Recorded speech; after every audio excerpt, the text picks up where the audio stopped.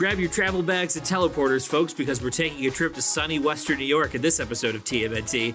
I'm Dan. And I'm Bryan. And this is Season 2, Episode 13 of TMNT, Return of the Technodrome. Michael Reeves shows a truly bizarre understanding of New York geography. You just cut out like half of my script, dude. It's just like breaking down how much sense this does not logically make. But it's still a really fun episode. Originally aired on Christmas Eve, 1988. This is the Season 2 finale, our 18th episode as a podcast, the 13th episode of Season 2, which was the first half order for the network. Just looking down the barrel of the gun here. Season 1, 5 episodes. Season 2, 13 episodes. Dan, can you tell me how many episodes you think Season 3 is going to contain? Why, Bryan, it's 47. It's 47 fucking episodes because there was an immediate demand for massive syndication due to all the success of Season 1 and Season 2 and how much you, me, and all of our peers begged our parents to go buy toys. Yep. So, what we have to look forward to is more jank because unfortunately they had to rush Season 3 out the door with just the exact same amount of time for production that they had for Season 2 and Season 1. So this is a window to the future, and we will touch on a lot of the chinks in the armor. Is that still a PC term? Probably not. I think if you use it in specifically that term, it's okay, but any other time, no. Fair enough. So anyways, to recount, Teenage Mutant Ninja Turtles, the original animated series produced by Fred Wolf on CBS television, has a grand total of 193 episodes, and we have 174 left. Cheers. Here we go. Let's kick shell. You mentioned it, Michael Reeves brings us all the way home. I just want to say, before we even get into the plot of this story, that there have been a lot of returns in this series so far. We've got Return of the Shredder, Return of the Technodrome.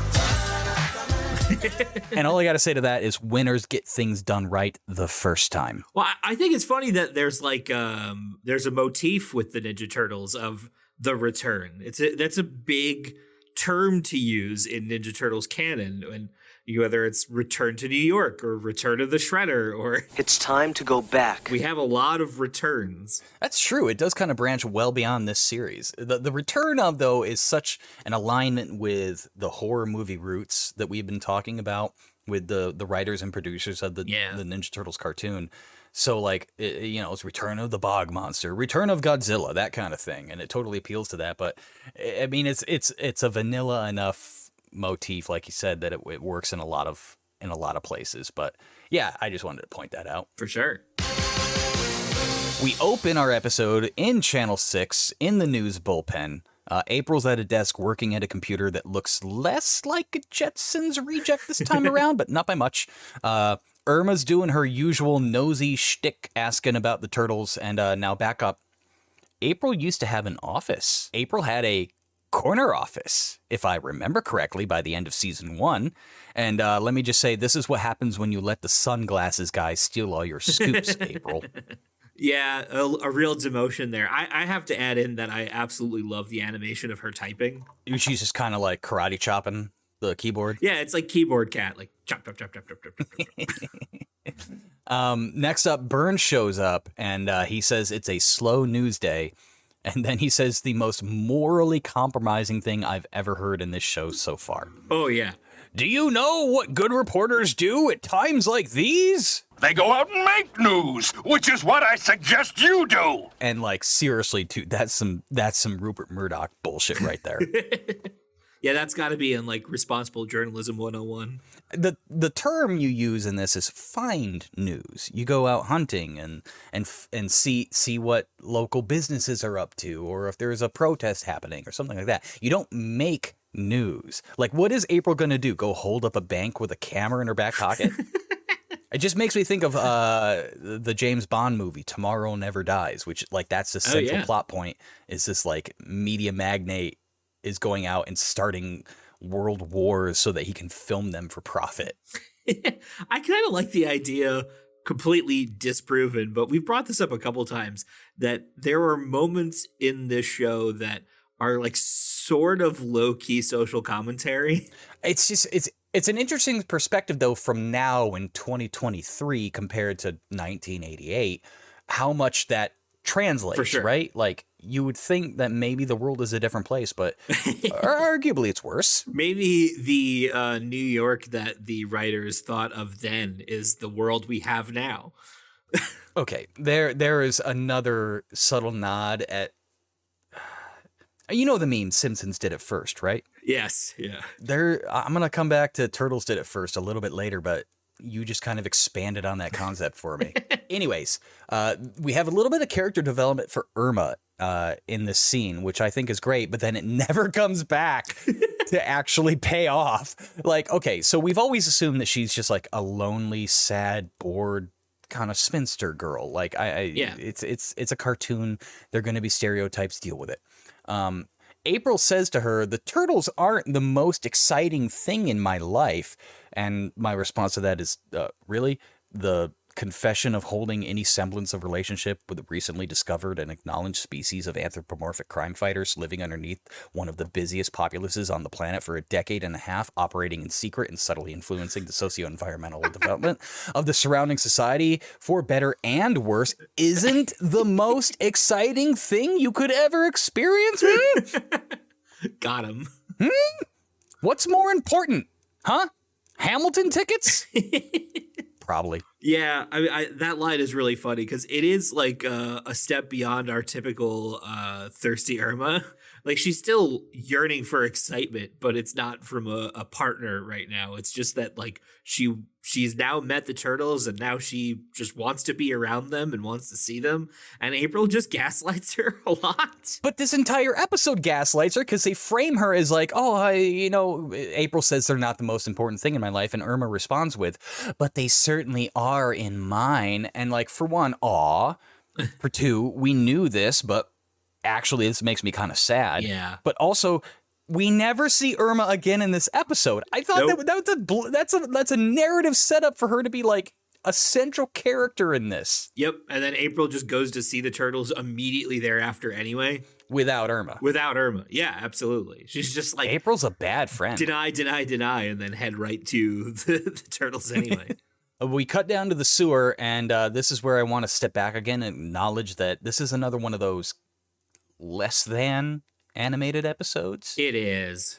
Everyone's a little dumpy. The colors are a little wonky. Donatello's pink again. Yep. And there's some really obvious forced push-ins due to lack of coverage. So, like, there's close-ups blatantly pulled out of low-res wide shots just so that they can make a cut. It is unfortunate to see this kind of quality. Everything looks a little bit washed out. Like you mentioned, Donnie's mask is like legitimately pink. Later on, we'll see Krang is like too red. Yeah, a little bit dark. Like you spent a little time in Florida vacationing. Yeah, and then later on in the episode, since we're just kind of talking about animation now, there's a spot towards the end of the episode where the turtles' heads get like huge. There's so many animation errors that we can recount through this. The proportions are so off at different times. It's very odd. But I guess they were just, the rush was already starting, and so the quality control dips a little bit in this episode. Absolutely. That's what I was saying. This is a preview of things to come, for quality to come. So anyways, like, yeah, we can call out the animation errors now, and they're blatantly obvious, but did you really pay attention to any of this when you were a kid? No, not at all. So mission succeeded. Yeah. So the big plot point here in this episode is that our boys are going to be on their own. Splinter is going out of town for a retreat. He calls it 3 days of fasting and meditation. Vegas! Well, he calls it a pilgrimage, which is an interesting choice of words when you're not going anywhere. He goes somewhere for about 3 minutes. Yeah. And don't worry, folks. We're going to talk about where he goes. It's something near and dear to both of our hearts. Next up, we find Shredder operating out of a mansion or like a dilapidated hotel that is closed for demolition, according to the sign on the front of it. As per usual, Krang's cucking him over the phone, but this time Rocksteady and Bebop are like in the background vibing on it. And Shredder just wants one more chance. And then Rocksteady says, Yeah, Crangy. Just one more chance, please. Man, I don't even know where to start with this episode, which is not to say I didn't enjoy it. It's just that there's quite a few things. Even going back to the last scene, I just really want to call out a great line that Splinter had, where the turtles are like, come on, you don't really have to go. And he's like, I don't have to, I choose to. I hate being a dad. There's such a great line to be like, fuck off. Yeah. And then, yeah, we get Shredder begging Krang for another chance to take out the turtles. And it's like, dude, he's not even there. Why do you need his permission? Just go out and do it. Shredder is so desperate for validation. But it has to be done before the invasion, because the invasion can't wait any longer. Suddenly, for reasons. Yeah, if the title didn't give this episode away, Krang is done with Shredder's bullshit and is preparing to bring the Technodrome back to Earth. And to do so, he needs an enormous amount of power. Okay, that makes sense. Which is just like one of those things where, like, if you think about it, and we've known this, because the whole reason that Krang is like sending Shredder out there by himself is to be like, I'm not going to help you. You have to kill these turtles on your own. I'm not going to give you any help. But he literally could have brought the Technodrome back at any time. Yeah, but he's too busy taking a shower. Like, he's so ticked at Shredder for his failures, but he could have done this at any time, and he still waited 13 episodes. It's like a weird boss-employee relationship where he's just like waiting for him to fuck up more and to fire him. So anyways, Shredder's homework now is to take over the hydroelectric plant in Niagara Falls. Hashtag Buffalove, hashtag Go Bills, hashtag Bills Mafia. The bills make me wanna. And we're not making this up. Like, Krang specifically calls for him to use the hydroelectric station at Niagara Falls. Yeah, verbatim. And you know what this means, though, right? Quincy, we are going on a road trip. Woo!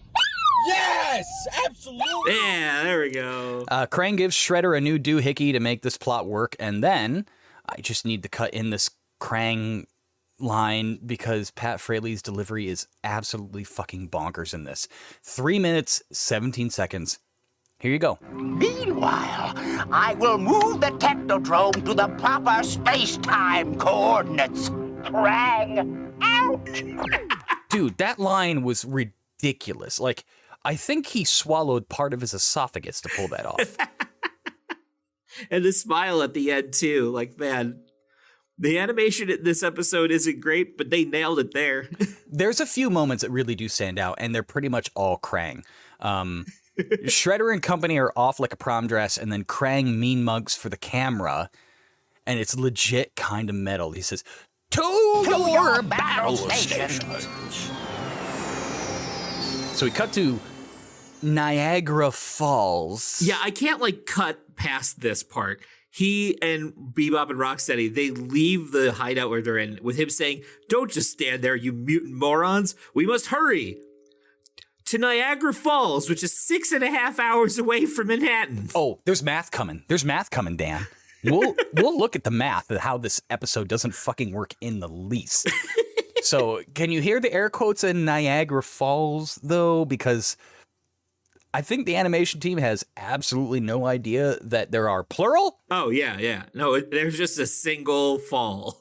Nothing what it looks like in real life. At all.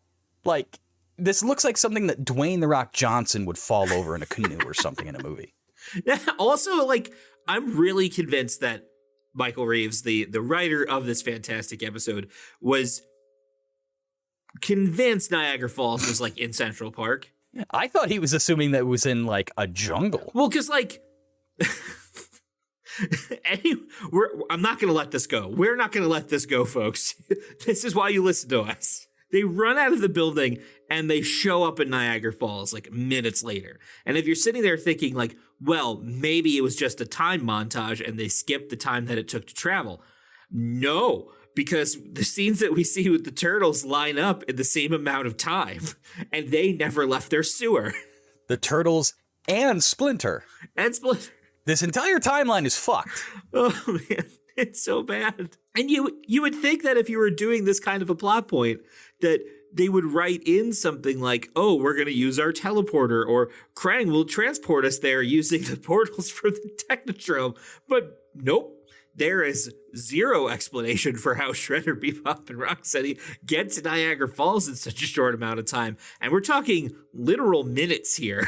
This entire episode feels like it was meant to be split into a two-parter, like a full hour long, but it got so condensed and crunched into the season finale that the timeline doesn't line up even in the slightest. Oh my God, the pace is like lightning in this episode. On that note, Shredder and company, they bust into the hydroelectric station very slowly and methodically, and they say nothing.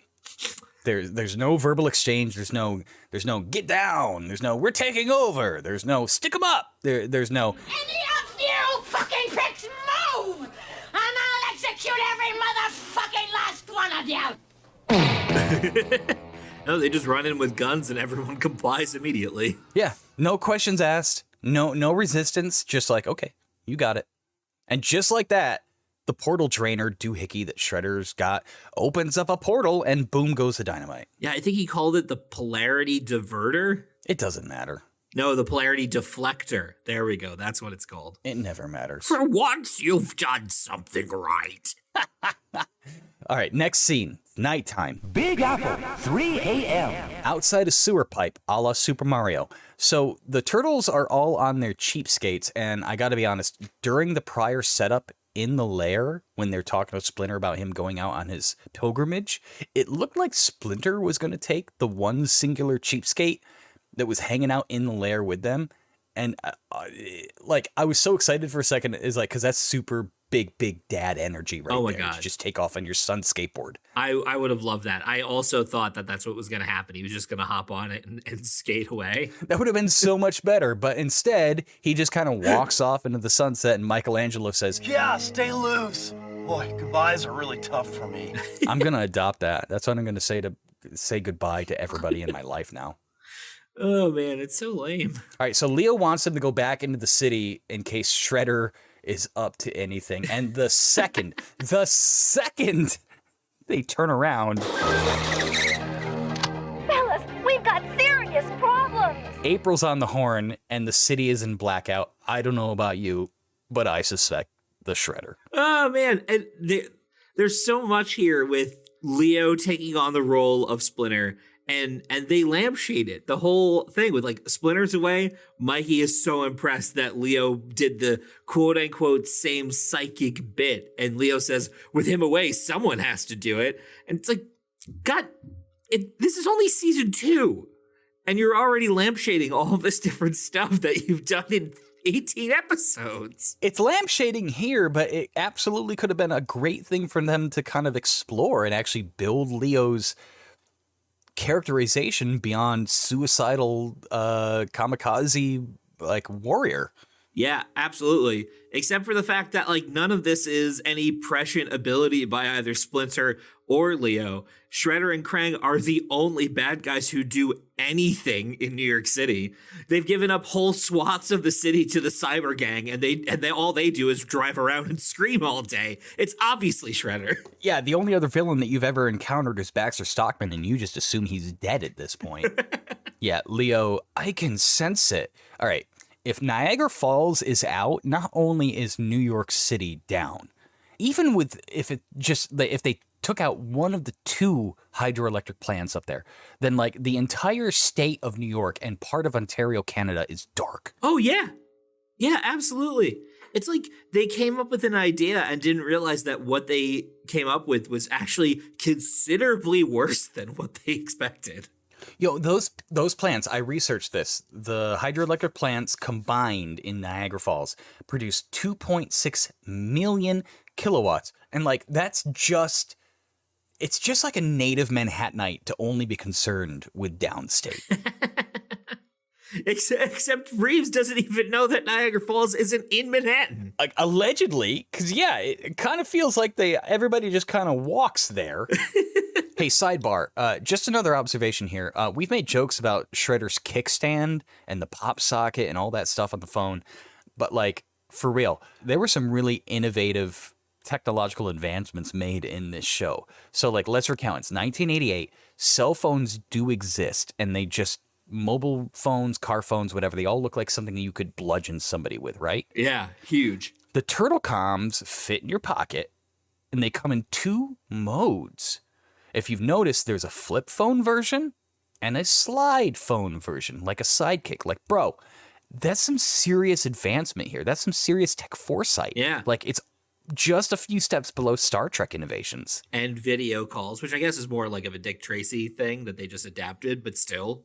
I mean, a lot of people have different versions of it, but honestly, if you look around, the most common version is somebody propping their mobile phone up on a pop socket and taking a call. Short of, anybody who's got a built-in webcam in their laptop and stuff like that. In this post-pandemic world we live in, where video calls are very prominent in a lot of industries, it's so funny to kind of look back at 1988 and see this bit of technology just in the cell phone mode, Again, the flip phone versus the slide phone, that's bizarre and radical.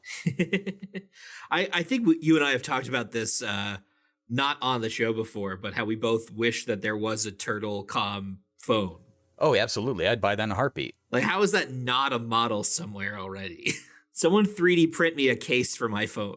Who do we have to yell at? Do we have to, is it straight to Apple, or are we like... I mean, it's got to be like Viacom has to have some partner with the cell phone company, right? Yeah, if anybody's out there listening, Playmates, NECA, whatever, make us a case, okay? Like, I had the TurtleCom toy when I was a kid. I loved that thing. The little SOS machine that was just a beeper? Yeah, exactly. But it had, like, the images that you could flip through to be like, oh, I'm talking to this turtle, or I'm talking to April or Splinter. Which had no impact on how the thing operated, but it was kind of like having a collector card, like a Magic the Gathering card. Well, it didn't change how it was operated, but there were... each card had different dots so that you could do different Morse code for that character. Oh, that's right. They did have different like menus of what you could say to so-and-so. Like April had different messages you could convey, like an SOS, and I'm sure you could spell out pizza on Mikey's card or something like that. It actually, like, that's how I learned some Morse code. And for what it's worth, like, I had neighbors across the street from me, and we did the whole like tin can phone thing. Oh, yeah. And even had, like, occasionally we learned some Morse code, so we would flash with flashlights and stuff because we were those kids. Anyways, we're at 5 minutes and 2 seconds into this episode, and Michelangelo and Leonardo look super duper fat. That's the only note I have. At 5 minutes. Oh, yeah. They look very chunky here. Cutting to Dimension X, the portals are working, and Krang says... the capacitors are charging. Sure. Fuck you, Krang. As an electrician, I will touch on this later. Krang is still mean mugging the camera at this point, but I really appreciate that also his android body has the derpiest smile on. You got to look at that face every now and then. It's hard not to, because I mean, all the action's happening in the belly area. But yeah, like the payoff is if you're watching the android's independent movements and gestures without Krang in the frame, it's way better. Krang says he's sending a contingent of foot and rock soldiers to assist Shredder because he obviously still doesn't trust him.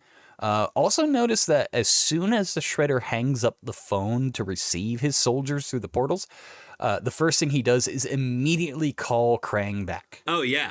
Pathetic. Just to let him know I got him.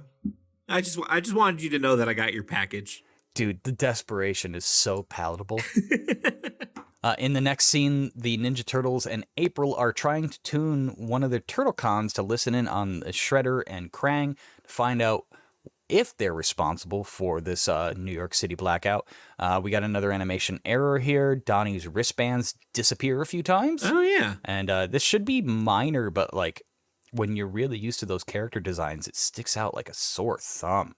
Yeah, well, especially because they keep coming back. Like he holds up his phone sometimes. The bandana's there, the wrist guard there, and then other times it's not. Most of the scene it's not actually. It's just funny. Like a lot of the turtle designs in the comics and the movies and stuff don't necessarily have wristbands. Like 1990 does, but I feel like Rise didn't. I don't know. As the turtle designs have varied over the years, the wristbands have kind of come and gone, but as far as 87, they always have elbow pads, knee pads, wrist pads, right? Yeah.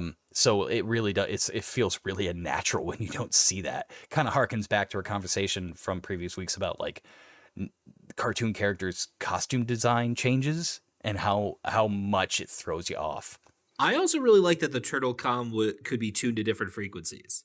I mean, it operates more like a walkie-talkie at that point, less like a cell phone. Yeah, it's a nice little, like, also, like, bit for Donnie, right? Like, oh, he made these. Of course, he could fiddle with it and change the frequency on it so that he could tune into something else. Like, I don't know. It's a nice character beat in an episode that doesn't really have a lot of those. I really didn't think of it as a character beat, but you're kind of right. That's another bit of foresight from Donatello and his technology development where you don't immediately credit to him, but as we look at it 30 years in the future, yeah, thanks, Donnie. That was a really smart move. Our heroes immediately know the villain's plan, obviously, and they have no plan of their own to execute. But we get a battle cry from Leonardo, some sarcasm from Raph, and here we go. So I finished that scene and I was like, so are April and the Turtles going to run to Niagara Falls too? And we immediately get the answer, no, they're, of course, taking the turtle blimp just to continue the theme of season 2 of the blimp being in like every episode when I thought it would be the party wagon.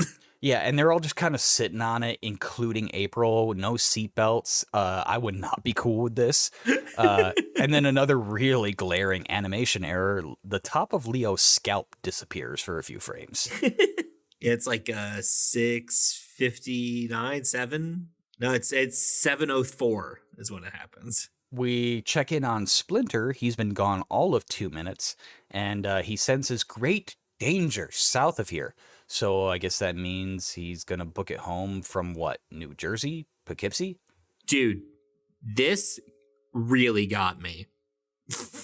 I wish that at some point in the future of this show, I'll print some versions of my notes so that our audience can see it, because occasionally I just go into all caps. And this is one of the moments because, yeah, he says, I sense great danger approaching somewhere to the south of here. But everything's happening in Niagara Falls. So is he in Canada? Did he get to Canada in 3 minutes? What the hell is going on here? Everything is south of you, Splinter. Everything that's relevant to this plot is south of you, Splinter. But it shouldn't be. He just walked into the woods. You get mad that he's not far away, and we'll talk more about that, but I'm mad that he immediately says, I'm not on vacation anymore. Like, it would have been a better episode if it was actually about the turtles standing on their own without Dad to back them up. I'm just stuck on location, on geography. This is so glaringly like it. I get that, like, you know what? Not every kid who watched this show is in New York. And so there's probably a lot of kids around the nation who didn't know how far away Niagara Falls is from New York City. But I know. Let me just say, I think it's very exciting that the Turtles venture beyond New York City. I have no problem with that whatsoever. I'm especially excited that they're coming to an area that I grew up in and I'm familiar with. But let's look at the numbers. The blimp limps its way into Niagara Falls.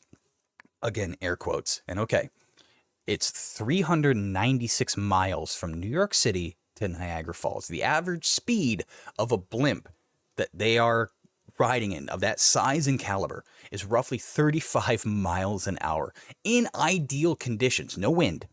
So it's going to take them at least just shy of 12 hours to get up there. Would the van have not been a better option here, Leonardo? Oh, yeah, absolutely. Anyways, one shot takes them out from Bebop, and they come plummeting out of the sky on the little glider thing that's supposed to navigate the entire blimp.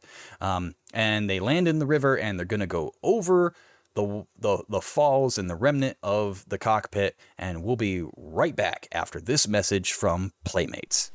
The Turtles are assaulting the Technodrome! Inside are the Foot Clan's weapons storage chamber, Krang's laboratory, and Shredder's master control room! Huh? Turtles? Oh, they've been spotted! Now they'll have to watch out for the I Spy radar, that hidden news pit, the spike back door! Turtle soup time! Oh no, an ooze scanner, a brain scrambler, and mutant manacles! Can Leonardo rescue them? Sure hope so! Teenage Mutant Ninja Turtles! From Playmates! And we're back. Okay, this is our This is the Turtles are the worst ninjas moment of the episode, because they sail on into Niagara Falls where they know they're going to find Bebop, Rocksteady, and Shredder. And of course, Bebop immediately shoots down the turtle blimp because, duh, it's a blimp. It's clearly labeled, and it's the one sunny day in all of Western New York. And it's the slowest moving object you could ever imagine as a target. And Leo thinks they had a safe landing in the river, but they call it Niagara Falls for a reason, you dolt. But Donnie's going to save the day by remote piloting the blimp down to them in the water so that they can climb up a rescue rope that is dispensed 2 seconds before they go over the falls. And hold on. Would the glider not have just glided off the falls? Wouldn't have been safer for them to just stay on the cockpit? It just seems like an unnecessarily complicated rescue plan. Oh, yeah. But also, if Donatello can remote pilot the blimp without the glider, i.e., as we know, the mode of propulsion for the balloon itself, then... What does the glider do? It's just seats. It's just like a lifeboat, I guess. So anyway, Splinter has just walked all the way to Niagara Falls at this point, which should have taken him upwards of a week, but old man's got spunk, I guess. Yeah, well, I think he was just already in Toronto. How? I'm not contesting the specifics. I'm contesting the logistics. Oh, yeah. None of this makes sense, and it's infuriating. When he said, like, this is another one of those things that, like, in Splinter's scene, when he's, like, detecting danger because he's omniscient, he could have just said, I sense a great danger approaching, and left it at fucking that. But no, he had to add in the extra line somewhere to the south of here to call in how ludicrous this geography is. There's so much of that, though. Okay. Without giving away too much, this entire episode is a Star Wars allegory. Yes. And it's coming up quick. Shredder and Krang are getting closer and closer to bringing the Technodrome all the way through the portal, and the Ninja Turtles decide to stop the river so that they can stop the power feeding the portal. Raph says, "We'll just round up 50 million beavers and ask them to please build us a dam." And Donnie's response is, nah, not bad. Donnie does not understand sarcasm, apparently. Nope. Also, his wristbands have continued to disappear and reappear through this entire episode so far and do not stop here. But he does have another plan. He does have another plan as we crossfade out where the heroes huddle together in classic 80s, 90s trope. In the next scene, April straight up Irma's a foot soldier and rock soldier. Yoo-hoo! Hi, fellas. Yeah, I wanted to lampshade this myself here because, as we mentioned, Donnie's plan is to sneak into the plant to close off the tunnels that accept the river water that run the plant. And April's like, I have an idea as well. And her idea is to attempt to seduce a robot and a rock alien. And it works. Of course it does. It's an ambush, though. Donatello clocks the rock soldier with his bow. Surprise!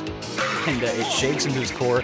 And it made me think of that scene from Secret of the Ooge when he does the same thing to Tokka. Yeah.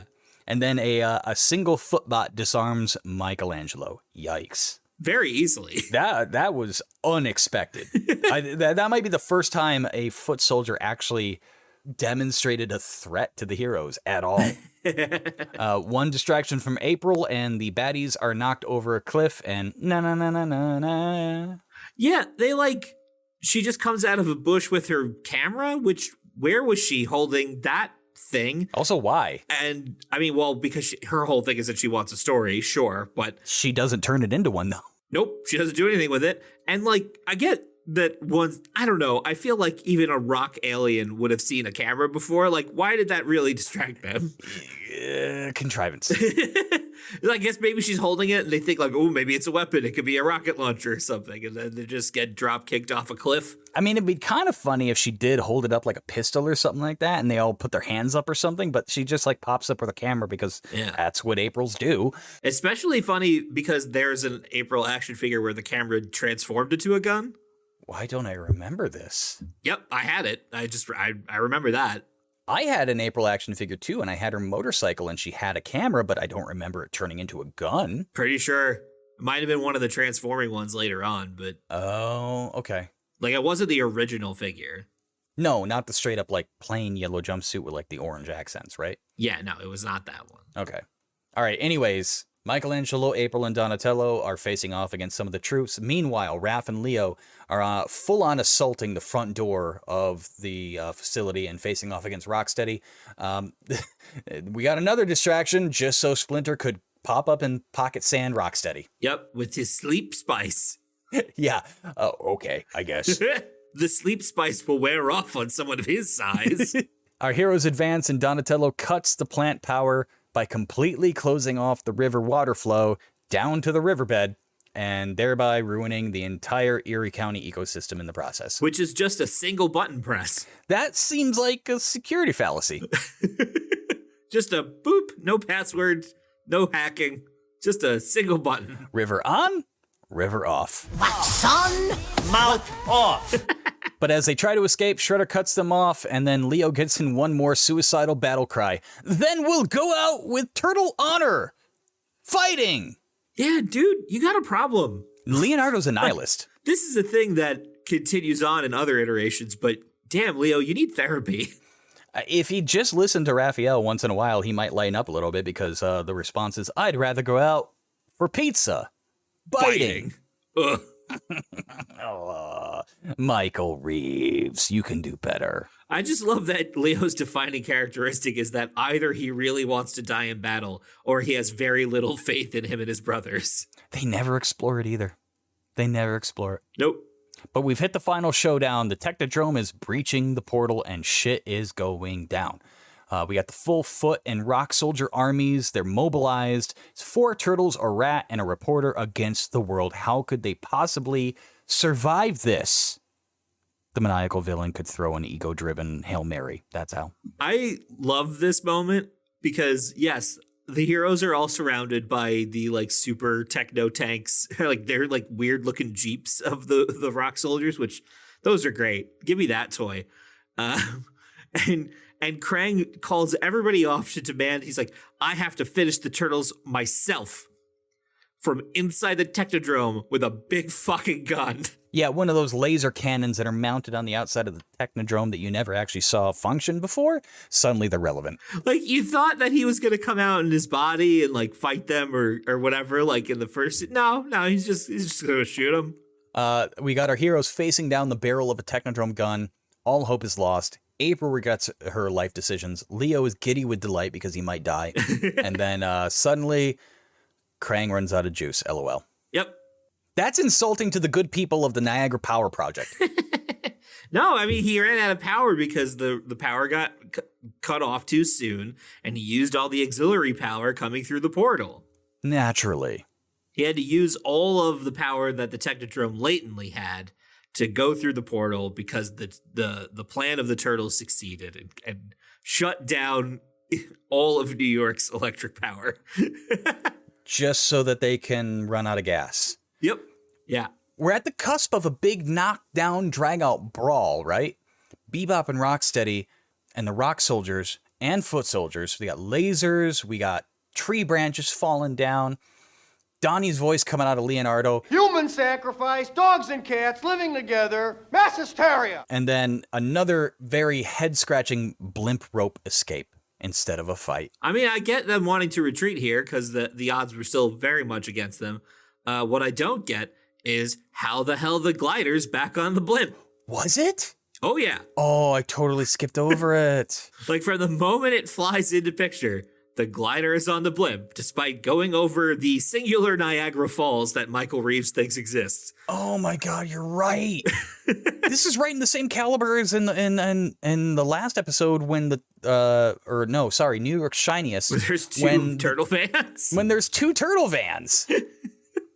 Guys, that's insulting to kids. But don't worry, because it's followed up with the best bit of animation that this show has seen. I do not care what you say. Shredder's aggravated dance of the turtles getting away again is the funniest thing I've ever seen. 14 minutes, 38 seconds. What the fuck? He goes full Jim Carrey and has a complete tantrum. What happens there? He stomps around like a 2-year-old who didn't get his apple juice. What happened? It's like he forgot how to walk, so all of his limbs just do different things at the same time. Dude, like, we can crack jokes, but, like, that was bad. I just need a gif of that. Somebody in our audience, please gif that. They've escaped again. Oh, this is getting very monotonous. It's only season 2. You shouldn't lampshade yourself like that after the second season. You're right, but I am also enjoying very much that James Avery, who has been kind of subdued for the past couple of episodes, is finally getting a moment to shine here. Oh, yeah, it's a great line. Oh, man. We're not even done. There's still more plot. Can you guys believe this? Krang uses the plant to charge the Technodrome because the Turtles and Splinter and April have escaped, so no one is protecting a hydroelectric plant anymore. Krang's not charging the Technodrome, he's charging the capacitors. And just let me say, every time that he mispronounces a common electrical component like that, my eye twitch increases. But his plan is just amazing because he wants to cause a massive earthquake that will empty New York City so that they can use the city as their base of operations for a full-scale invasion from Dimension X. Yeah, his plan is to cause seismic disruptions and basically just fuck up everyone's day with earthquakes. I don't know how that makes you rule the world. Yep. Nope, no idea. Full disclaimer, apologies if we sound insensitive to the recent tragedy in Turkey. Oh, yeah. But this is a cartoon. This is a cartoon. It is a little bit of just odd timing on when we got to this episode. Obviously, our job here is to talk about the episode, and the episode has an earthquake in it, so we do send our best to everybody dealing with what is a horrific incident. We are not making light of earthquakes. Not at all. We're aware of the news cycle and the horrors. I just wanted to put that out there because at the same time, we're publishing a crappy podcast about a silly cartoon, so just covering our bases here. Absolutely. Krang starts sending out quake after quake as threats, and the waves are, of course, like starting to shake New York, but not destroy anything yet, until Krang has a chance to get his 15 minutes of fame by taking over TV, because obviously, the Ninja Turtles just transform and roll out. Yeah, well, okay, they're already back in New York City, by the way. Yes, good point. This is all in the course of one day, right? Oh, yeah. They fly the blimp all the way back to Manhattan. They're on the ground already to receive the the television appearance of Krang, asking everyone in New York City to get out or he'll flatten every building in the city. But that's immediately followed by a very dope ass moment from Splinter. And so begins the final battle. With a very large asterisk. Yeah. So our Ninja Turtles follow underground tunnels to the Technodrome, which is lined with, and I quote, foot-thick titanium armor. Yep. And the most Ninja Turtle line that the Ninja Turtles have ever Ninja Turtled. Donatello says, "Hey, don't sweat it. I've got this gadget I've been saving for just such an occasion." 17 minutes, 8 seconds. Yep. I do want to call out one line prior to that because they're searching for the Technodrome, and obviously they find it right away. It's huge. It's digging out giant tunnels underneath the city. But I love Raph being like, "Well, it's kind of hard to miss. It's only 5 times the size of the Houston Astrodome." Didn't they previously say it was the size of Citi Field or Met Stadium? Yeah, in the very first episode with the Technodrome, they compared it to Shea Stadium. Yeah, so did it grow? Maybe. Luckily, Donatello's got an explosive ninja star, which after a little suspense blows a new hole in the Technodrome. And that's like 3 or 4 so far between the Turtles and Neutrinos. I would love if they never get repaired. Just keeps having new holes. Whoever's got the contractor deal at the Technodrome has really got it made in the shade. Oh man, this is our, was it Jay and Silent Bob talking about how many extra contractors were on the Death Star? Plumbers, aluminum siders, roofers. Not just some heroes. Is that what you're getting at? Exactly. In order to get it built quickly and quietly, they'd hire anybody that can do the job. Think the average stormtrooper knows how to install a toilet main? All they know is killing in white uniforms. Oh man, I As a diehard Kevin Smith fan, I would love to see more crossover with him and Ninja Turtles. Bonus trivia, Kevin Smith did voice the diner chef in TMNT 2K7 CG animated film. Oh, yeah. Where are the cops? How come the cops haven't showed up? Just remember what my analyst said. Just go to my happy place and go to my happy place. It'll be fine. Happy place. I'm feeling good. I'm thin. I'm feeling Don't get up. I'll serve myself. So back to the plot. Splinter is diverting off from the team of the Turtles in April to draw the Shredder away. And then Shredder also has this weird Obi-Wan Darth Vader moment where they sense each other. It's not subtle. No, not at all. Somebody clearly had just watched A New Hope. It's funny because this is 88, right? I mean, it's a full 10 years late, almost full 10 years late. But yeah, it's clearly like everything from the environments to the animation to the showdown to the dialogue is clearly Star Wars. It's clearly Obi-Wan Darth Vader. Yep. Also, why is April still with them? Right? It is kind of weird. Every other time they've been like pretty big on, hey, April, this is too dangerous for you. You should stay out of here. It's very obviously framing for like the finale episode to get all of the hero characters on the same page. But like, she contributes nothing. Not to be mean, she literally contributes nothing. She just kind of runs in the battle and becomes a liability. She's just in constant danger, and like, she doesn't fight or hit anything. She just exists. Yep. She doesn't have her camera either, so she's not really getting footage for her, supposed news story or anything. Just there. Yeah, guys, I mean, at least like tuck her behind a bush somewhere with the camera or something and make it relevant. I do want to get a still frame of 18 minutes and 51 seconds. Because say what you want about the Star Wars parallels, this is one badass intro for the quote-unquote fight between Splinter and Shredder, where it's they meet on a bridge overlooking a bottomless pit, and Shredder says, "It appears it is time for our final confrontation." And there's like this red energy wave that kind of lightning strikes next to him, casting this red glow on him. It's pretty cool. Dude, this is metal as hell. So like in general, this entire scene, everybody's got their backs to the wall.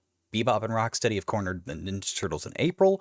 And yeah, like they completely cement this with that atmosphere. But yeah, straight up that Death Star walkway. We got shield generator columns, the red light. It's so fucking metal the way it lights Shredder in the full red silhouette. It's so dope. Like that discharge, very much not OSHA approved, but yeah, it's fucking metal. Hey, at least this is railings.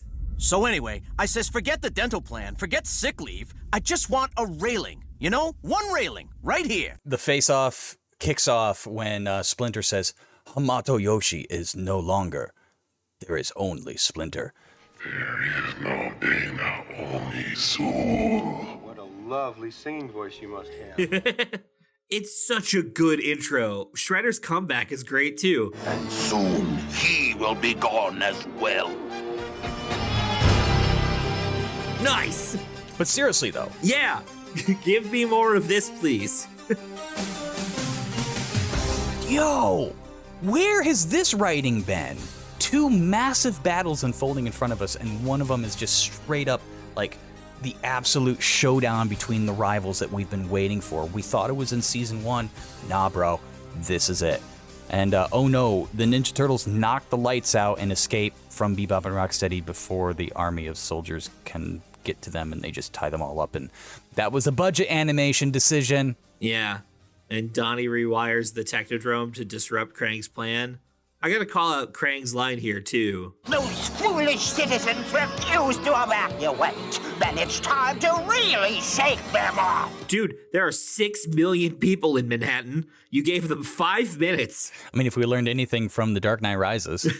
Yeah, I'm a little disappointed in this part, though. Like, the fight is okay, but they really set it up to be like the end of all things, and it could be so fucking badass.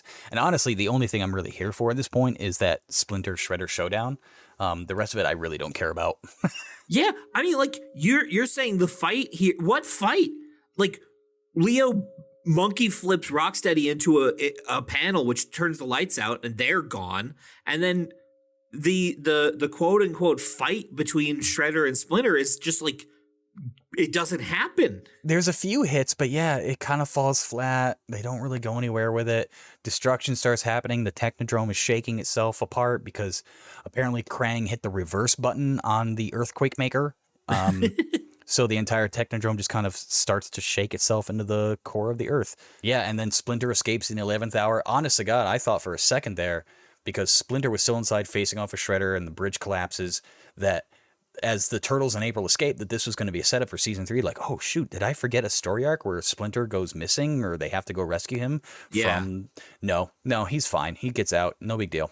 It did look for a second like there was going to be like setting up a story of, again, what the beginning of the episode starts off with, like, what would the Turtles do without Splinter?